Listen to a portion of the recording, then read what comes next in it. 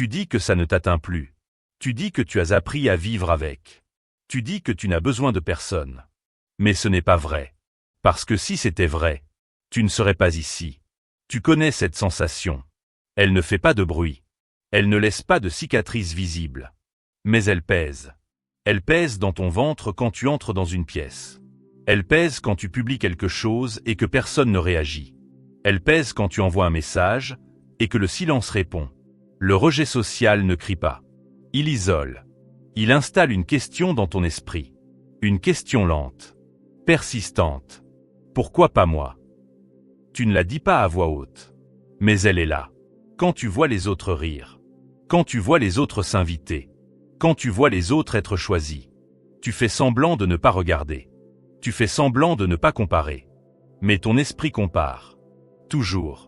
Et chaque comparaison devient un petit tribunal intérieur. Où tu es à la fois l'accusé et le juge. Peut-être que tu te rappelles la première fois. L'école. Un groupe formé sans toi. Une table où il n'y avait plus de place. Un ballon qu'on ne t'a pas passé. Tu as ri. Comme si ce n'était rien. Mais quelque chose s'est imprimé. Une conclusion silencieuse. Je ne suis pas indispensable. Puis la vie a continué. Adolescence. Amis qui changent. Messages ignorés. Secrets partagés sans toi. Tu t'es adapté. Tu as appris à observer. À analyser. À anticiper. Tu as développé une compétence. Lire les gens. Lire les ambiances. Lire les micro-signes. Parce que tu voulais éviter ça. Cette sensation d'être en trop. Alors tu as commencé à t'ajuster. Un peu moins toi. Un peu plus acceptable. Tu as atténué ce qui dérange. Amplifié ce qui plaît. Et lentement, tu as commencé à confondre acceptation et survie. Mais laisse-moi te poser une question simple. Quand as-tu décidé que ta valeur dépendait d'un regard? Quand as-tu signé ce contrat invisible? Celui qui dit « Je serai digne si je suis validé ». Ce contrat, tu ne t'en souviens pas. Mais tu le respectes chaque jour. Quand tu hésites à dire ce que tu penses. Quand tu supprimes un message avant de l'envoyer. Quand tu modifies ton opinion pour ne pas créer de tension. Quand tu ris d'une blague qui te dérange. Quand tu fais semblant d'être d'accord. Ce ne sont pas des gestes anodins. Ce sont des concessions répétées. Et chaque concession murmure à ton esprit. Ne dérange pas. Ne sois pas trop. Ne sois pas différent. Le rejet social ne commence pas toujours par une exclusion claire. Il commence par une crainte. La crainte d'être exclu. Et cette crainte est parfois plus puissante que le rejet lui-même. Tu peux être entouré et te sentir seul. Tu peux être dans un groupe et sentir que tu ne comptes pas vraiment.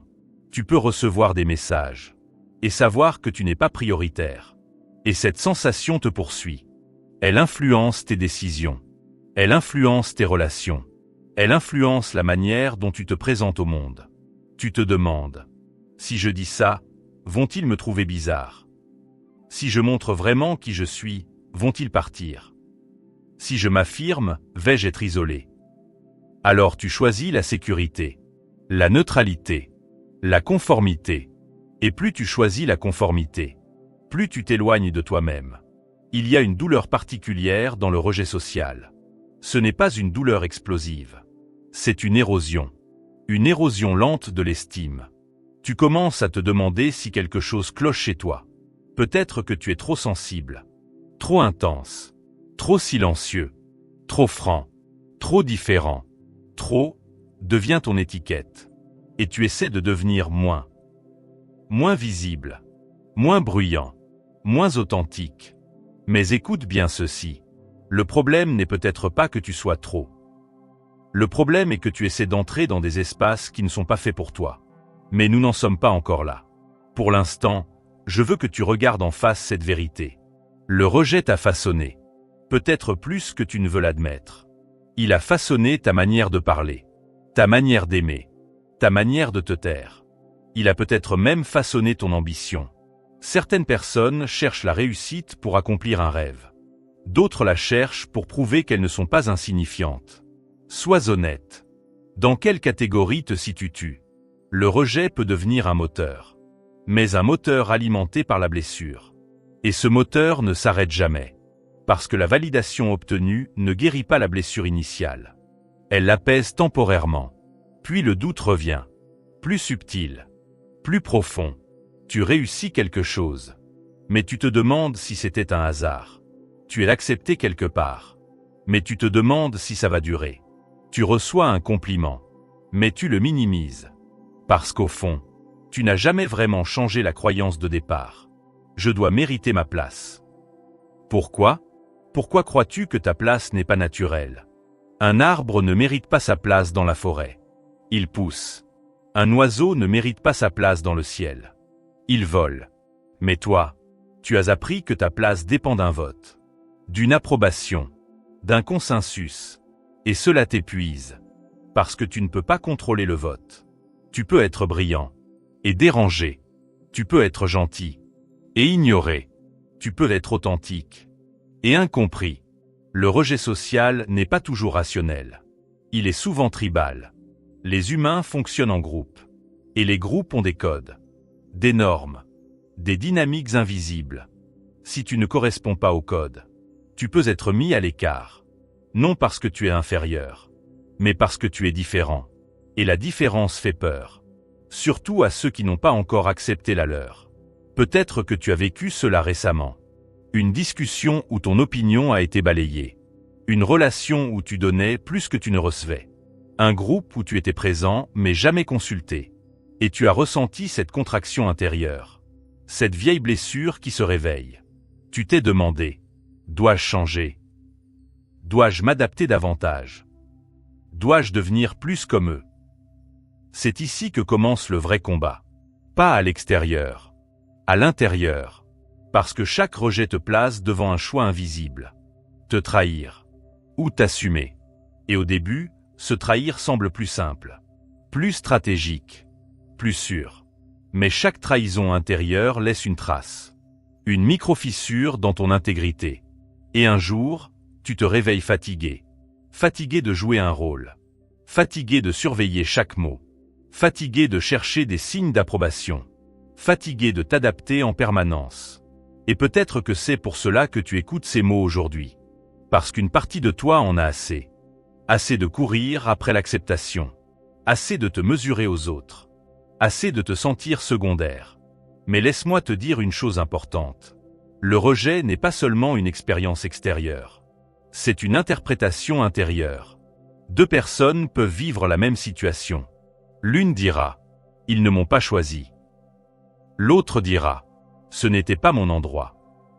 Même événement. Deux récits. Deux identités. Le récit que tu choisis façonne ton existence.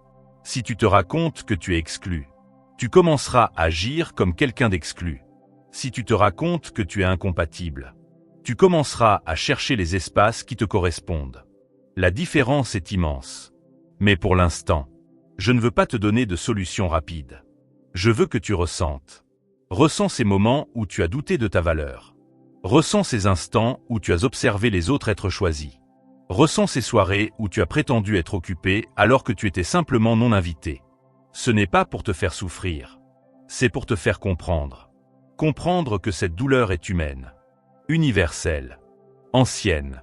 Tu n'es pas faible parce que le rejet te touche. Tu es humain. Même les empereurs ont ressenti cela. Même les sages. Même les plus confiants.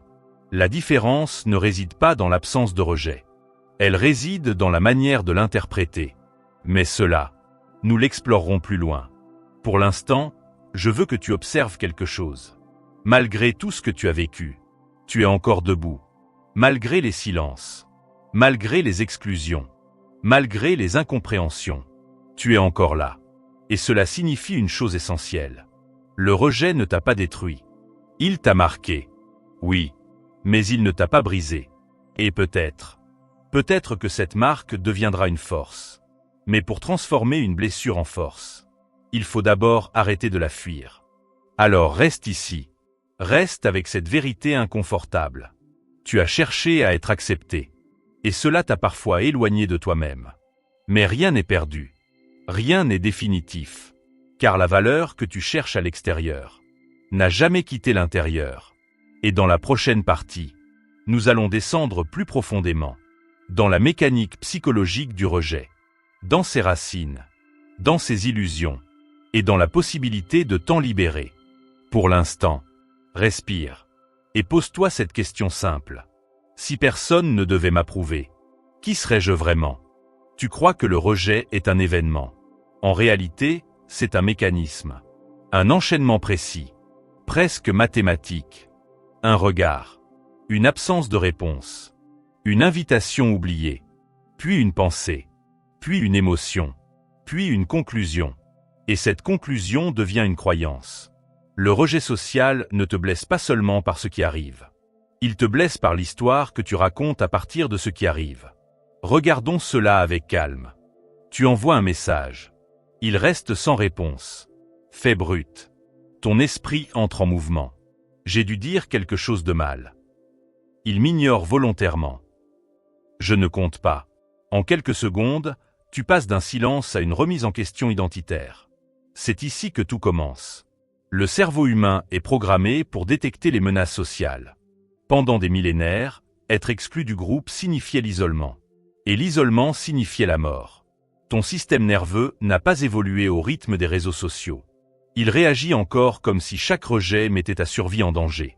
C'est pour cela que tu ressens cette contraction, ce poids dans la poitrine, cette chaleur dans le visage, cette envie de disparaître.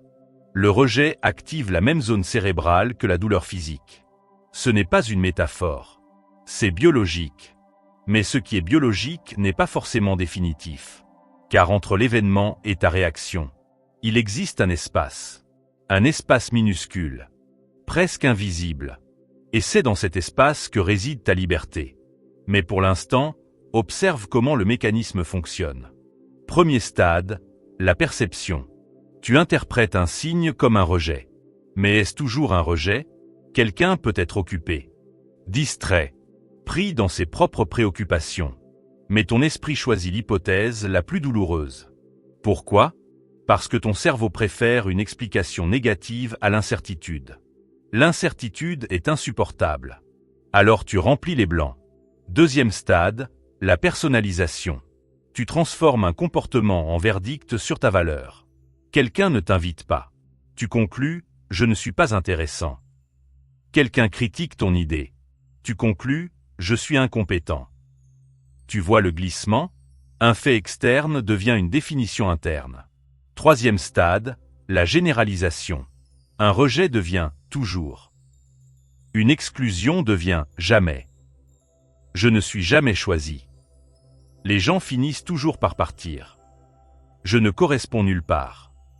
Une expérience isolée devient une identité. Et l'identité façonne ton comportement. Si tu te perçois comme rejeté, tu adoptes des comportements de protection. Tu parles moins. Tu prends moins de risques. Tu proposes moins. Tu invites moins. Tu te retires avant d'être retiré. Tu préviens la douleur. Mais en te protégeant ainsi, tu crées la solitude que tu redoutes. C'est un cercle. Silencieux. Auto-nourri. Tu redoutes le rejet. Tu deviens plus distant. Les autres te perçoivent comme distant. Ils se rapprochent moins. Tu interprètes cela comme un rejet. Et la boucle continue. Le rejet social n'est pas seulement quelque chose que tu subis. C'est parfois quelque chose que tu co-construis sans le savoir. Mais attention, cela ne signifie pas que tout est de ta faute. Cela signifie que tu as plus de pouvoir que tu ne le crois. Regardons un exemple simple. Tu entres dans un groupe déjà formé. Ils discutent. Tu te sens en décalage. Tu penses, je ne suis pas à ma place. Alors tu parles peu. Tu souris. Tu observes. Les autres, absorbés par leur conversation, ne font pas d'efforts particuliers pour t'intégrer. Tu confirmes ta croyance. Ils ne m'acceptent pas. Mais que se serait-il passé si, au lieu d'interpréter le silence comme un rejet, tu l'avais vu comme une neutralité? Si tu avais décidé d'entrer pleinement dans la discussion, peut-être que rien n'aurait changé. Peut-être que tout aurait changé. La différence ne réside pas toujours dans la réaction des autres. Elle réside dans la posture intérieure. Il y a aussi une autre dimension, plus profonde.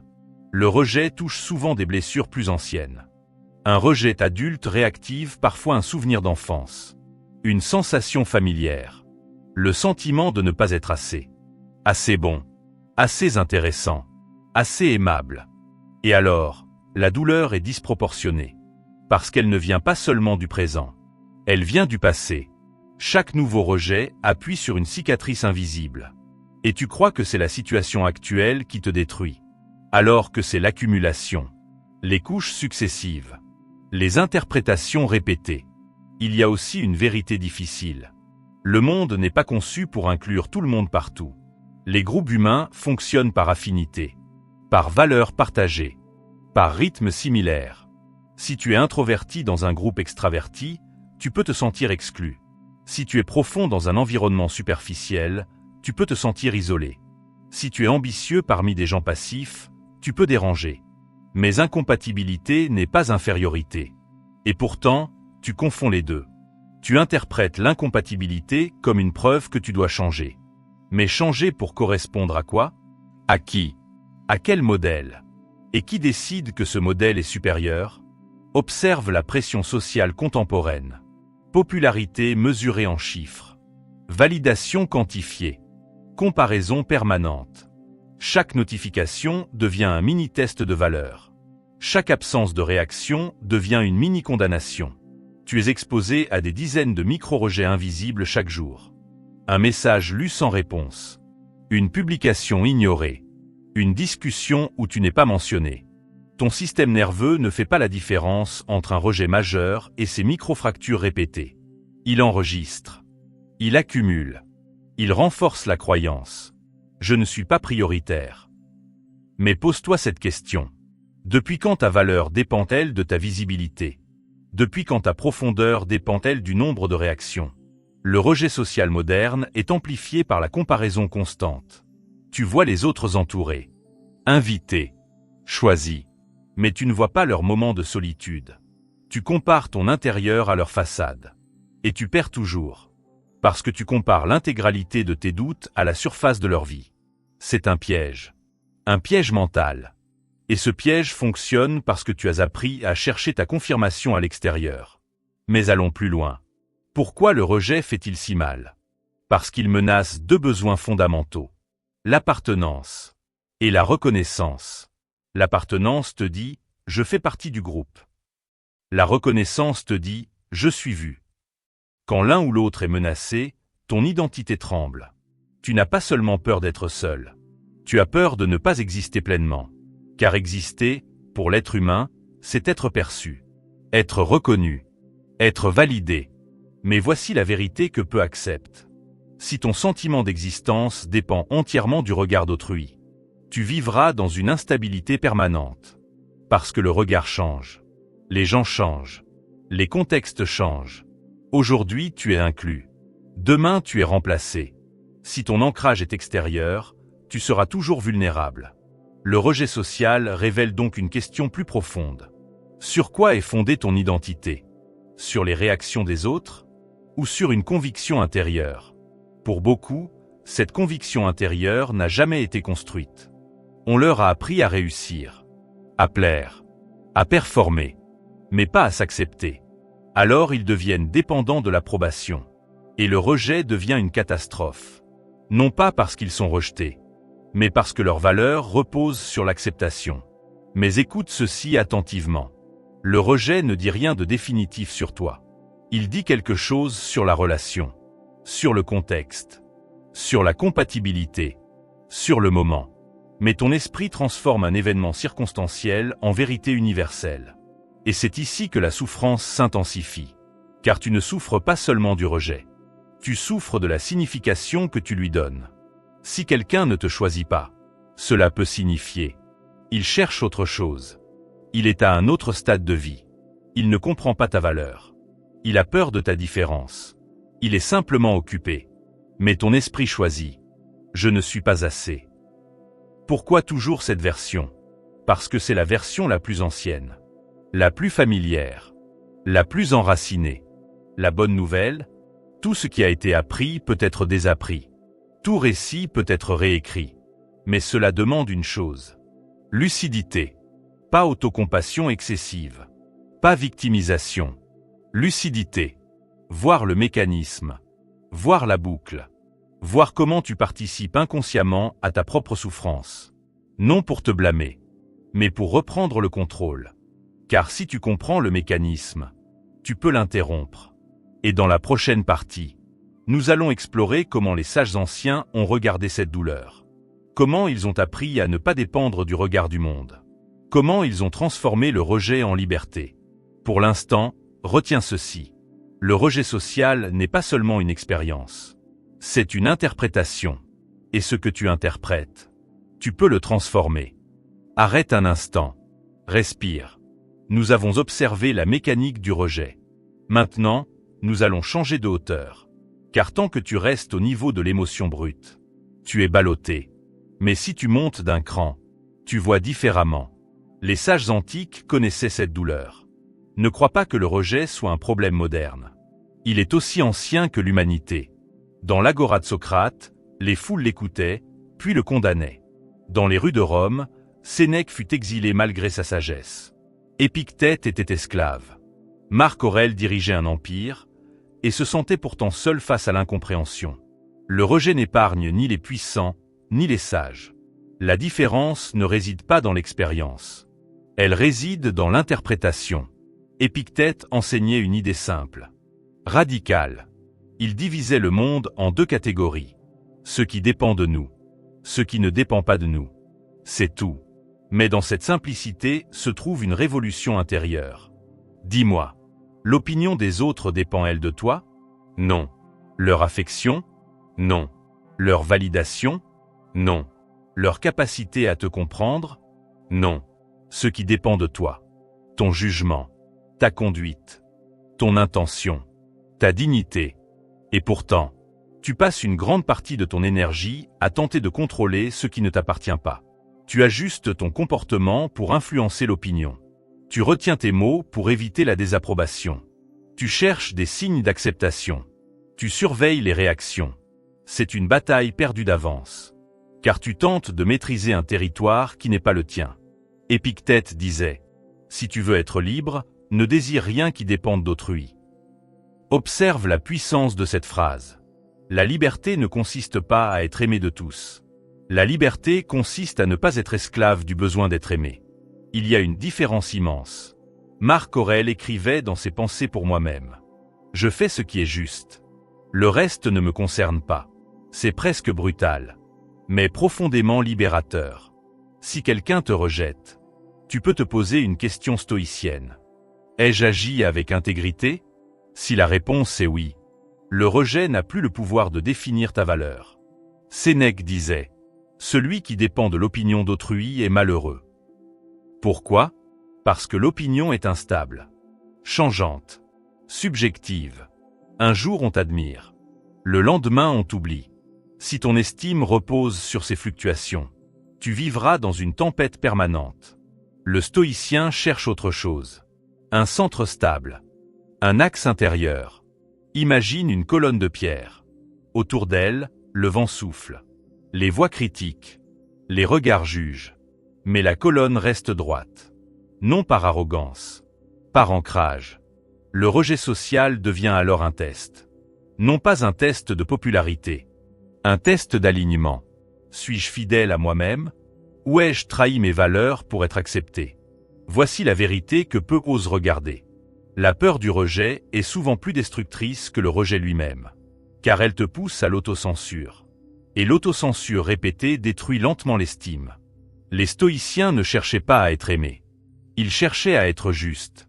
Justes envers eux-mêmes. Justes envers le monde. Ils savaient qu'une vie authentique entraîne parfois l'incompréhension.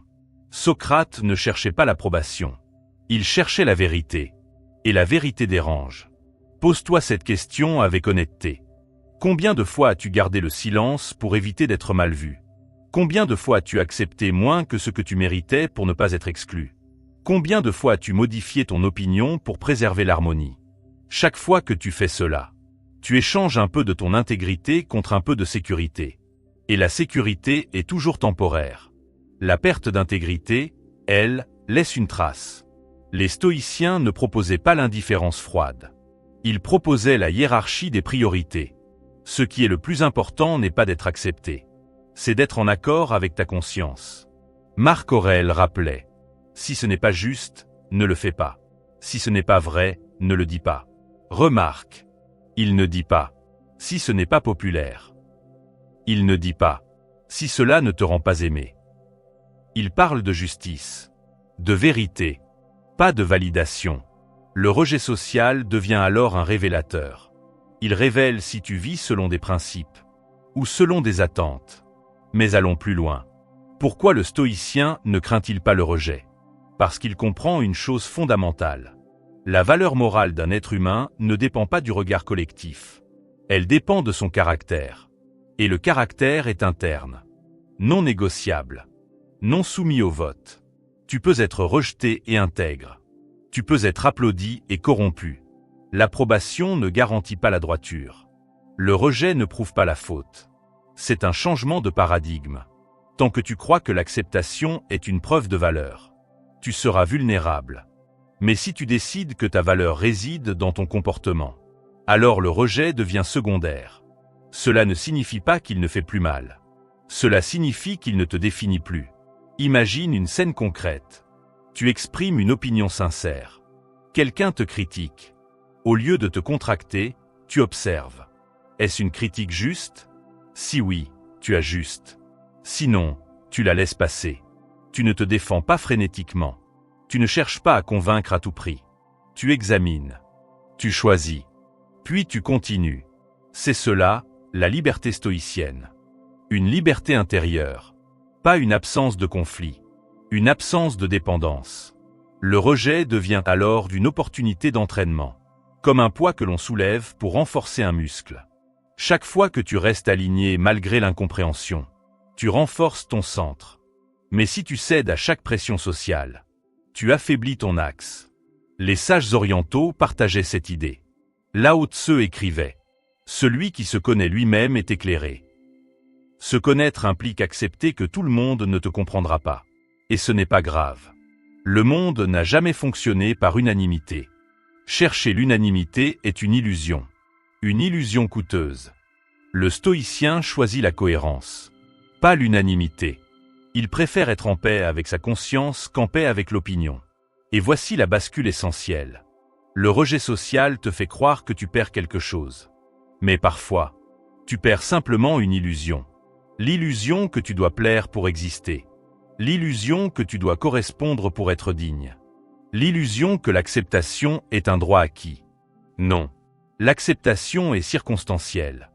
La dignité est volontaire. Et cela change tout. Car si la dignité dépend de toi, tu peux la préserver en toutes circonstances. Même seul. Même incompris. Même critiqué. Les stoïciens n'étaient pas insensibles. Ils ressentaient. Mais ils choisissaient. Ils choisissaient leur réaction. Ils choisissaient leur interprétation. Ils choisissaient leur posture. Et c'est ce choix qui transforme le rejet en épreuve formatrice plutôt qu'en condamnation. Pose-toi maintenant une question différente.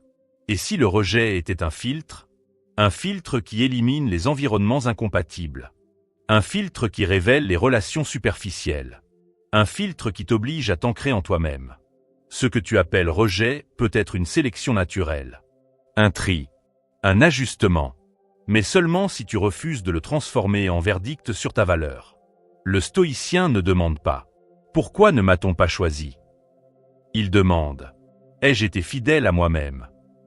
Et cette question change tout, car elle replace le pouvoir là où il doit être. En toi. Dans la prochaine partie, nous verrons comment transformer concrètement cette philosophie en pratique quotidienne. Comment réagir face au silence, face à la critique, face à l'exclusion. Comment faire du rejet non pas une blessure, mais une initiation.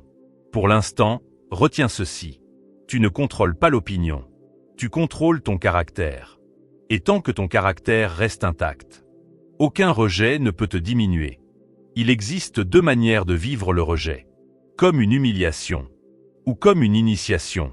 La plupart des gens choisissent la première. Non par faiblesse, mais par automatisme. Quelqu'un s'éloigne. Tu te sens diminué. Un groupe t'ignore. Tu te sens invisible. Une personne te remplace. Tu te sens insuffisant. C'est presque instantané. Mais le sage, lui, ralentit. Il interrompt le réflexe. Il ne nie pas la douleur. Il la traverse. Il se demande: que suis-je en train d'apprendre ici? Car chaque rejet contient une information. Pas forcément sur ta valeur, mais sur la réalité. Regarde avec lucidité. Combien de relations as-tu voulu préserver alors qu'elles t'appauvrissaient? Combien de groupes as-tu tenté d'intégrer alors que leurs valeurs ne te correspondaient pas? Combien d'environnements as-tu supporté par peur d'être seul? Le rejet agit parfois comme une séparation nécessaire. Une sélection. Un tri.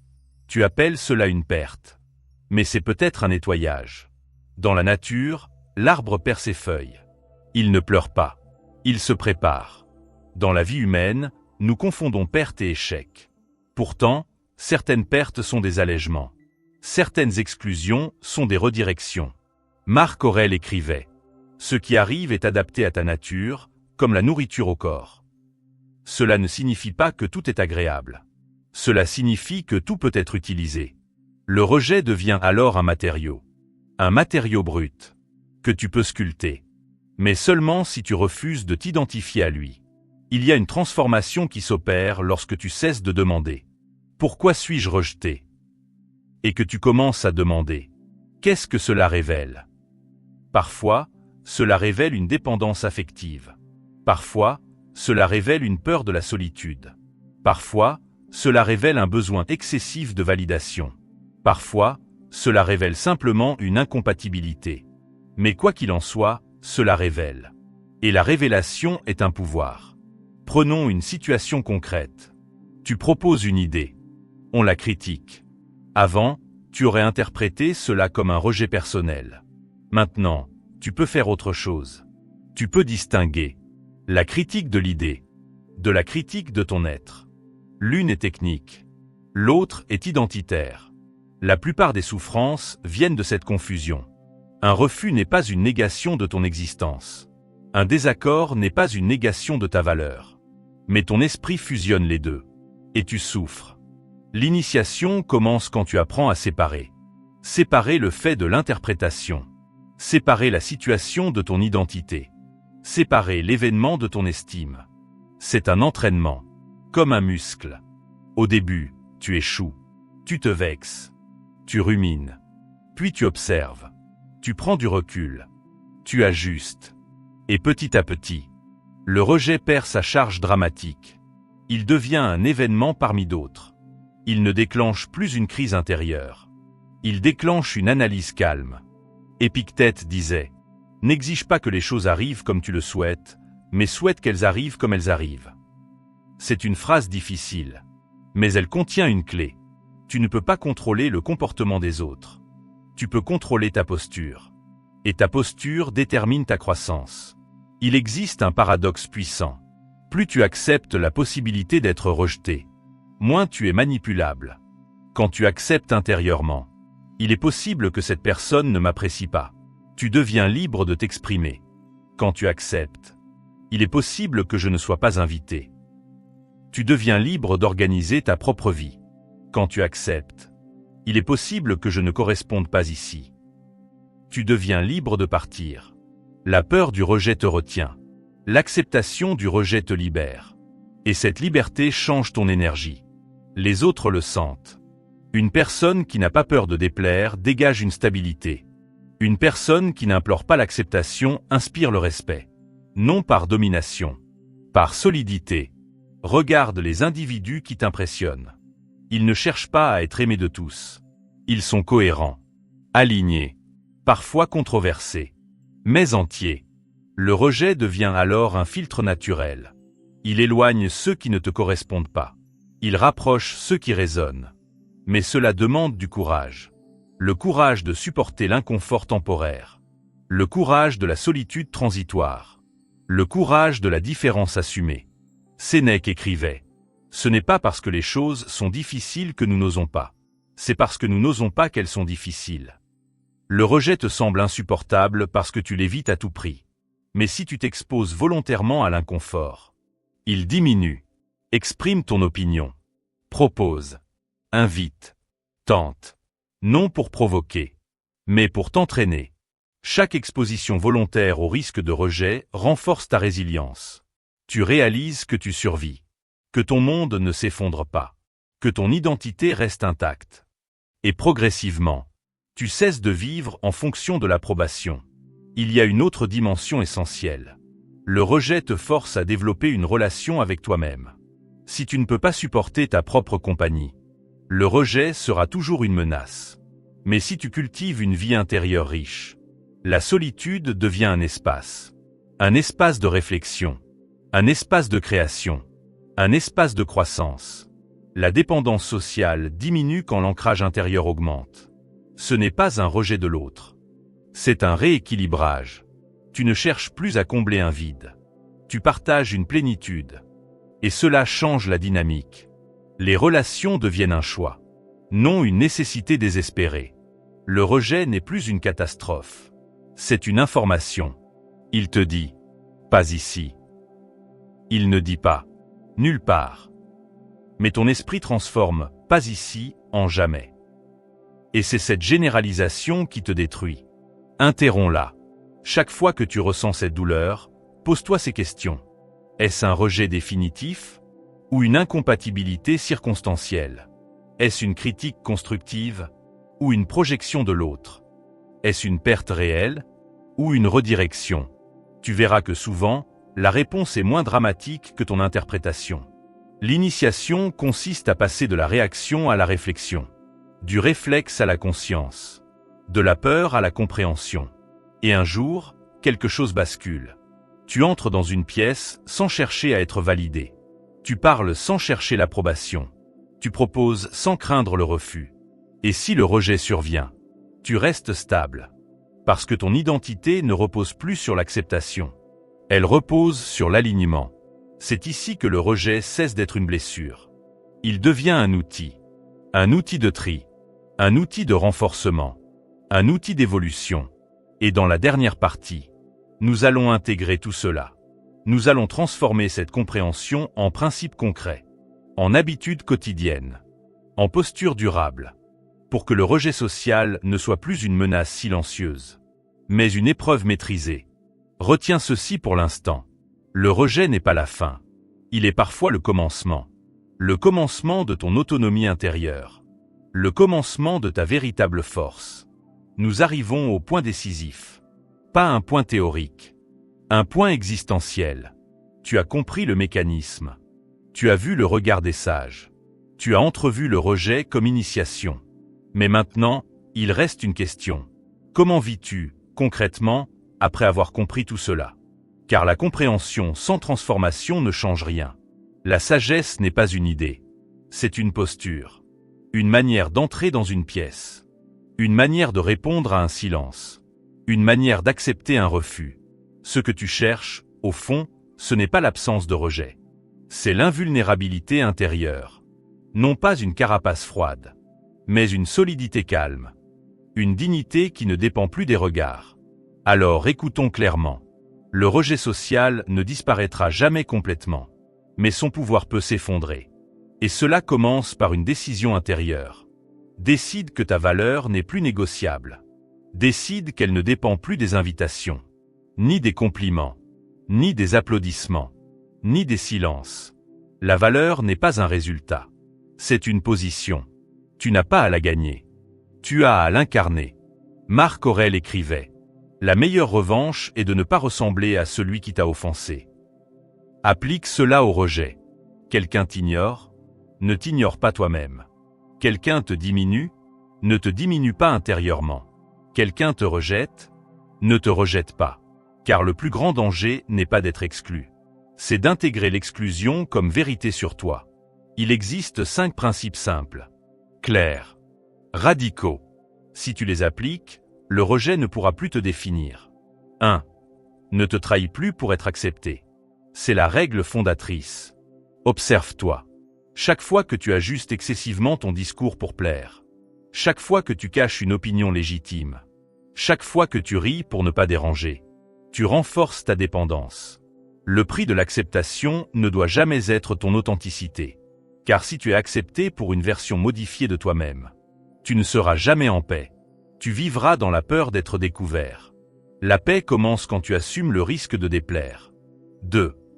Transforme chaque rejet en question constructive. Au lieu de demander « Qu'est-ce qui ne va pas chez moi ?» Demande « Qu'est-ce que cela m'enseigne ?» Peut-être dois-tu améliorer une compétence. Peut-être dois-tu ajuster une attitude. Peut-être dois-tu simplement changer d'environnement. Le rejet devient destructeur quand il devient identitaire. Il devient formateur quand il devient informatif. 3. Développe une vie intérieure riche.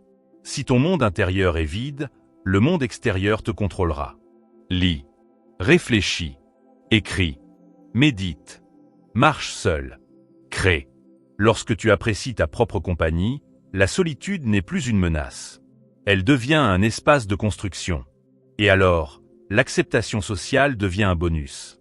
Pas une nécessité vitale. 4. Expose-toi volontairement à l'inconfort. C'est un entraînement. Exprime ton idée même si elle peut déplaire. Invite même si l'on peut refuser. Propose même si l'on peut ignorer. Non pour provoquer, mais pour renforcer ta tolérance au rejet. Plus tu fuis l'inconfort, plus il te contrôle. Plus tu l'acceptes, plus il s'affaiblit. 5. Bâtis ton estime sur tes actions, pas sur les réactions. Chaque soir, pose-toi 3 questions simples. Ai-je agi avec droiture? Ai-je été sincère? Ai-je fait de mon mieux? Si la réponse est oui, alors tu as gagné ta journée.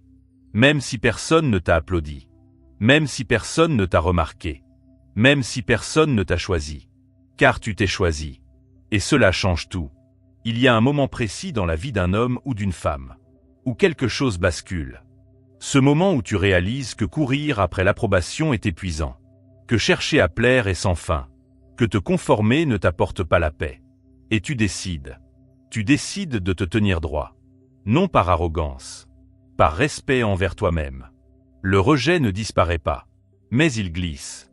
Il ne pénètre plus jusqu'à ton centre. Parce que ton centre est occupé par la conviction que ta valeur est interne. Épictète disait « Souviens-toi que tu es acteur d'un drame dont le metteur en scène est un autre. Ton rôle est de le jouer dignement. Tu ne contrôles pas le script. Tu ne contrôles pas la distribution. Mais tu contrôles ta manière de jouer ton rôle. Dignement. Le rejet fait partie du script humain. Mais la dignité est ton choix. Et voici la vérité ultime. Le rejet social n'est pas une malédiction. C'est une épreuve de maturité. Il te force à répondre à cette question. Qui suis-je quand personne ne m'applaudit? Si tu peux répondre « Je suis aligné », alors tu es libre. Libre d'aimer sans implorer. Libre de parler sans trembler. Libre de quitter ce qui ne te correspond pas. Libre d'être seul sans te sentir incomplet. Et paradoxalement, c'est lorsque tu n'as plus besoin d'être accepté, que tu deviens naturellement attirant, parce que tu n'aimais plus une énergie de manque. Tu aimais une énergie de stabilité. Et la stabilité attire. Toujours. Rappelle-toi ceci lorsque tu ressentiras à nouveau cette brûlure. Ne la combats pas. Ne la dramatise pas. Observe-la. Respire. Et demande-toi. Suis-je en train de me trahir? Si la réponse est non, alors continue d'avancer. Car aucun regard extérieur ne peut invalider une conscience droite. Tu n'es pas né pour être universellement approuvé. Tu es né pour être cohérent. Tu es né pour être intègre. Tu es né pour te tenir debout, même si certains se détournent. Et lorsque tu atteins cet état, le rejet perd son pouvoir. Il devient un simple bruit de fond. Un écho lointain. Tu marches. Stable. Calme. Lucide. Si ces paroles ont touché quelque chose en toi, alors ne laisse pas cette réflexion s'éteindre ici. Abonne-toi à la chaîne Citation Vieux Sage. Aime cette vidéo si elle a résonné. Mais surtout, reste un instant en silence. Car la transformation ne se produit pas dans le bruit. Elle se produit dans cette décision intérieure, invisible aux autres, où tu choisis enfin de ne plus dépendre de leur regard. Et souviens-toi, la solitude peut te visiter. Le rejet peut te frôler. Mais tant que tu ne te rejettes pas toi-même, tu demeures invincible.